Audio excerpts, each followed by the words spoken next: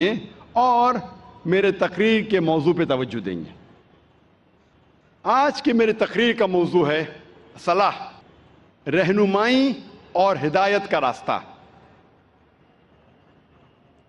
صلاح کا جب ترجمہ کوئی انگریزی میں کرتا ہے تو اکثر اس کا ترجمہ کرتے ہیں پریئر، اور جب ہم اس کے معنی دیکھتے ہیں آکسفورڈ ڈکشنری میں، پریئر کے معنی ہیں to beseech, to ask for help, کسی سے مدد مانگنا۔ یہ ترجمہ صلاح کا صحیح نہیں ہے۔ جو ہم صلاح کے بعد دعا مانگتے ہیں، دا سپلیکیشن وی ڈو، اس کے معنی ہے مدد مانگنا، کیونکہ صلاح میں ہم اللہ سے مدد مانگنے کے علاوہ ہم اس کی تعریف بھی کرتے ہیں، ہم اس کا شکریہ ادا بھی کرتے ہیں، اور اللہ سے ہدایت بھی پاتے ہیں۔ اسی لیے ٹو پرے، مدد مانگنا، صلاح کا پورا ترجمہ نہیں ہے، اور ہم اس سے صحیح نہیں کہہ سکتے۔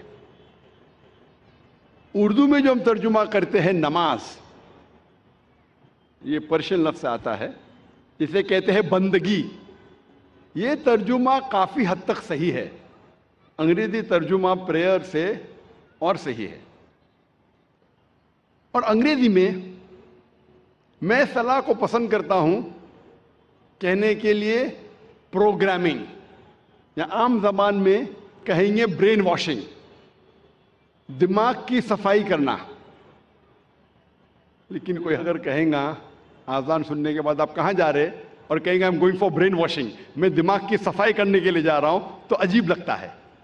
تو کہ انگریزی میں کہیں گا کہ میں پریئر کے لیے جا رہا ہوں، مجھے کوئی حرج نہیں ہے، لیکن یہ کہنا چاہتا ہوں پریئر جو انگریزی لفظ ہے وہ صلاح کا صحیح ترجمہ نہیں ہے۔ میں پسند کرتا ہوں کہنے کے لیے پروگرامنگ ٹورڈز رائچیسنس، یا صلاح رہنمائی اور ہدایت کا راستہ ہے، کیونکہ صلاح میں اللہ سے مدد مانگنے کے علاوہ ہم اس کا شکریہ ادا بھی کرتے ہیں، ہم اس کی تعریف بھی کرتے ہیں، اور اس سے ہدایت اور رہنمائی بھی پاتے ہیں۔